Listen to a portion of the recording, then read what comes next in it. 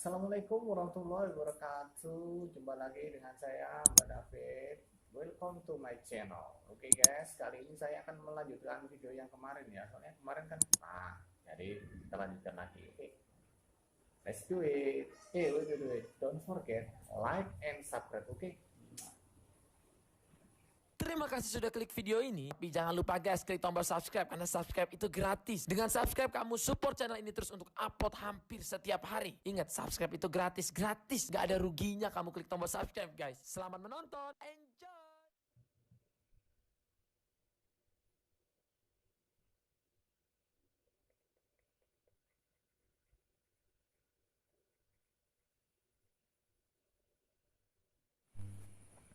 Oke guys, sebelum kita mulai kita siapkan alat-alatnya dulu ya.